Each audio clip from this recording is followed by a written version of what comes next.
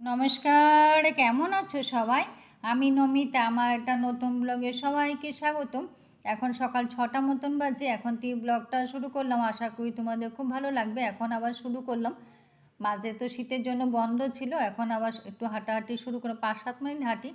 তারপরে একটু ব্যায়াম প্রাণায়াম যেটুকুন করি। তারপরে বাকি কাজগুলো সকাল সকাল তো মানে সব বাড়ির কাজ সব শেষ করে, বাসি কাজ শেষ করে তারপর পেছনে উঠানে আসি আর কি হাঁটার জন্য। যাই হোক, এখান থেকে ব্লগটা শুরু করলাম। আশা করি তোমাদের খুব ভালো লাগবে। মেয়েরা মাঝে মাঝে নিজের মনের কথা, মানে মনের যে কষ্টটা একটু বলাটা, মানে কি একটু নিজের মনটাকে হালকা করা, তাই না? একটা মেয়ে কিন্তু বিয়ে হওয়ার সাথে সাথে কিন্তু নিজেকে অনেকটা বদলে নিতে পারে, কারণ সে মেয়েটা তখন আর মেয়ে থাকে না। তো হাঁটাহাঁটি শেষ করে অফ ক্যামেরায় কিন্তু ব্যায়ামও করে নিয়েছি। ইচ্ছা করে না এইসব, মানে ব্যায়াম প্রাণায়াম কিছুই করতে কিন্তু ইচ্ছে করে না, কিন্তু কিছু করার নেই। শরীর মন একেবারে খারাপ, মন তো খারাপ, শরীরও খুব খারাপ। শরীরের জন্য করা আর কি। তো ইচ্ছা না করলেও করতে হয়। যেটা বলছিলাম, আমরা মেয়েরা কিন্তু বিয়ের সাথে সাথে কিন্তু নিজেকে অনেকটা বদলে নিতে পারি, কারণ তখন আমরা মেয়ে আর থাকি না। তখন কারো বাড়ি বউ, কারো স্ত্রী, সন্তানের মা হওয়ার সাথে সাথে কিন্তু আমাদের মধ্যে অনেকটা দায়িত্ব চলে আসে। কিন্তু সেই দায়িত্বটা কিন্তু আমরা কষ্ট করে না, সেটা কিন্তু আমরা ভালোবেসেই কিন্তু দায়িত্বটা পালন করার চেষ্টা করি, তাই না? তো উঠানটা আমার ঝাড় দেওয়া হয়ে গেছে। তো ঝাড় দিয়ে তারপরে স্নান করে ঠাকুর ঘরে চলে যাব। যে মেয়েটা কোনো দিন রান্না করতে পারতো না, সেই মেয়েটাই কিন্তু একদিন অনেকের জন্য কিন্তু রান্না করতেও শিখে যায়। কালকে যেহেতু বুধবার গেছে, আজকে বৃহস্পতিবার, তো বৃহস্পতিবারে বাসন বুধবার দিন আমি রাতেই তো সে মেজে রাখি। তো কখনো বারান্দায় রাখি, কখনো ভেতরে রাখি। তো কালকে যেহেতু মানে এখন বাইরেই রাখি, বারান্দায় রাখি। কখন যদি মনে থাকে, রাত্রিবেলা মনে থাকলে আবার ভেতরে নিয়ে আসি। কিন্তু আমার তো আবার একটা রোগ হয়েছে না, ভুলে যাওয়ার জন্য অনেক কথা হয়, অনেক অশান্তি হয়, কিন্তু কী করে বলো, ভুলেই যাই। তো এটা যে কী করে হলো, তো আজকে একটা শাড়ি পরে নিলাম, মাথা এত ঘুরছে। তো বৃহস্পতিবার দিন সকাল থেকে এত মাথা ঘুরছিল, জানি না, স্পন্ডিলাইটিস আছে। স্পন্ডিলাইটিসের জন্য কিন্তু মাথা ঘুরে, বমিও হয়। তো কিছু করার নেই, এই নিয়ে কিন্তু চলছি। এইটার তো কোনো ওষুধ নেই, তো সব ব্যায়ামই করতে হবে। তো এগুলি তো করতেই হয়। ইচ্ছা, বললাম না, ইচ্ছা না করলেও করতে হয়। তো এমন এমন মানে অসুখ না, এগুলি সব ব্যায়ামের ওষুধ। যেমন কোমর ব্যথা, এই তো মানে ওষুধের সঙ্গে সঙ্গে তো ব্যায়াম তো করতেই হয়। স্পন্ডিলাইটিস যেটা আছে সেটাও ব্যায়ামের, সেটাও মানে কিছু করার নেই। যাই হোক, কিন্তু খুব শরীর খারাপ ছিল। শরীর খারাপ থাকলে আমার মানে এত যেটা হয় আর কি। যাই হোক, ঠাকুর ঘরে চলে এলাম। ঠাকুর ঘর পুরোটা গুছিয়ে তারপর পুজো, যেহেতু বৃহস্পতিবার, পুজো দিতে বসবো আর কি। এখন বাইরে না, আমি যে ভয়েস দিতে বসেছি, বাইরে প্রচণ্ড ঝড় উঠেছে। হয়তো তোমরা একটু আওয়াজ পাবে, আমি তো পাচ্ছি, তোমরাও হয়তো পাবে। তো আমার পুজোটাও হয়ে গেছে। তো যেটা বলছিলাম, যে মেয়েটা রান্না করতে পারতো না, তো সেই মেয়েটাও কিন্তু রান্না করতেও শিখে যায়। মানে বললাম না, এক কথাই আর কি, সে সমস্ত কিন্তু দায়িত্বের মধ্যে, দায়িত্ব ভালোবাসা দিয়ে কিন্তু নিজের সংসারটাকে মানিয়ে নেওয়া, মেনে নেওয়া, সবটাই কিন্তু করতে শিখে যায়। কিন্তু চেষ্টা করলেও কিন্তু এতে সফল হওয়া যায় না। যে এক জীবনে সবার কাছে কিন্তু ভালো হওয়া, কিন্তু যতই চেষ্টা করা হোক না, সেটা কিন্তু কোনো মতেই করা যায় না। দিনের শেষে কিন্তু নিজের কাছেই থাকতে হয়। কারো কাছে হয়তো খুব ভালো, আবার সেই মানুষটাই কিন্তু কারো কাছে খুব খারাপ। সেটা আবার কী করে হয়?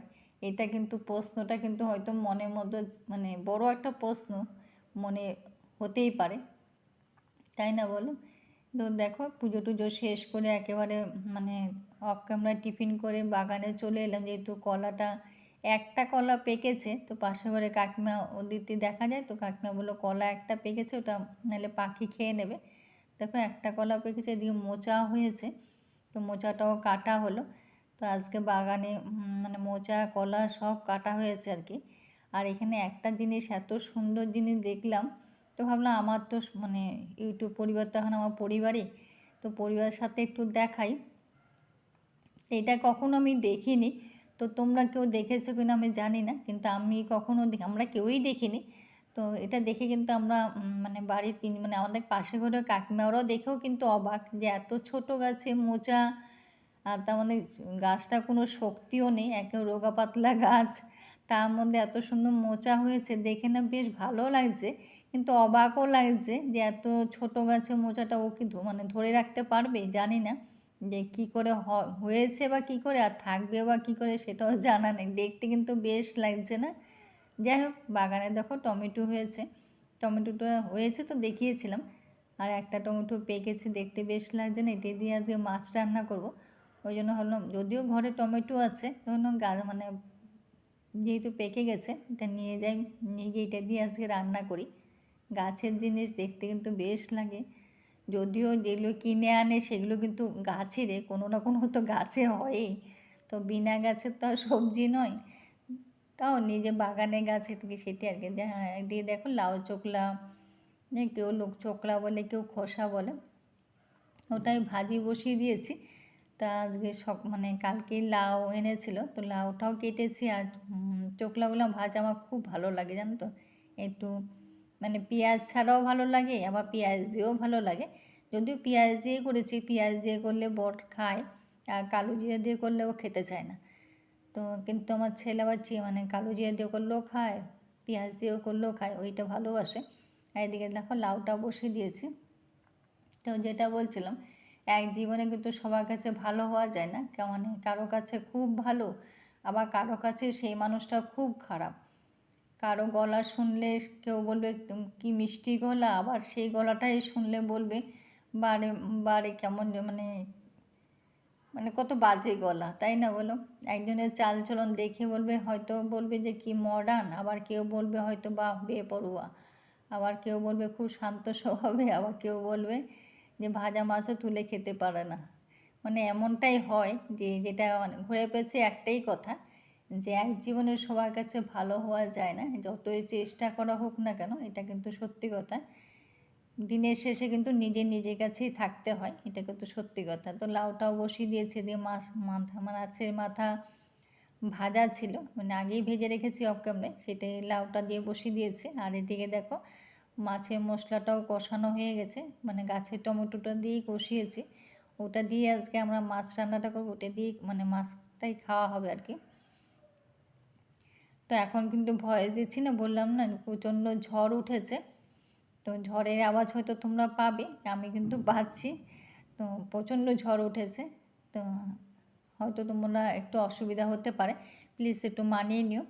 কিন্তু এখন তো যেহেতু কালবৈশাখী যদিও এখন অসময় হয়, আগে তো একবার হয়ে গেছে, আবার কিন্তু আজকেও হচ্ছে, জানি না কতক্ষণ থাকবে, এই তো শুরু হলো।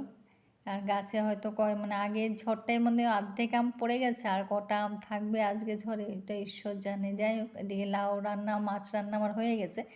আর তখন তো মানে প্রথম তো লাউ চোখলাটা ভাজা করেছি আর ডাল করেছি, ওদিকে অক্ষণে ভাত হয়ে গেছে, তো ওই রান্না করে রাখা আছে ভাজা ডাল ভাত। আর এখানে এখানে যেহেতু লাইটটা আমার ঠিকঠাক আছে, এই জন্য এখানে মানে এখানে এনে রাখি, দুপুরে খাওয়ার পরে কিন্তু সব রান্না এখানে এনে রাখি, সব গুছিয়ে তারপরে কিন্তু এখানে এনে রাখি, ওই টেবিলে কম রাখা হয়, যেহেতু দুটো রান্নাঘর আমার মানে প্রতিদিনই মানে প্রতিনিয়ত যেহেতু রান্নাঘরটা আমরা বেশি ব্যবহার করি, তো থাকতে হয়। আর এখানে দেখো পুদিনা পাতা এনেছিল, তো তো নষ্ট হচ্ছে, তো ভাবলাম কি আজকে চাটনি করি, খেতে কিন্তু দারুণ হয়েছিল। পুদিনা পাতা ধনে পাতা রসুন আর একটু লেবু রস দিয়ে করেছি, অফ ক্যামেরা লেবু রস আর নুনটা দিয়েছি, নুন তো দিতেই হবে। আর এই গ্রাইন্ডারটাও নোংরা হয়েছিল, সেটাও মুছে পরিষ্কার করে নিলাম, তো সঙ্গেটা সঙ্গে করে নিয়েছি। তো এইভাবেই আমরা সবাই সঙ্গেটা সঙ্গে করেও নিই। তো আজকে খেতেও বসে গেছি। আজকে ব্লগটা এখানে শেষ করবো, শরীরটা খুব খারাপ ছিল, তো এই খারাপ শরীর নিয়েই কিন্তু মানে ভিডিওটা বানিয়েছি।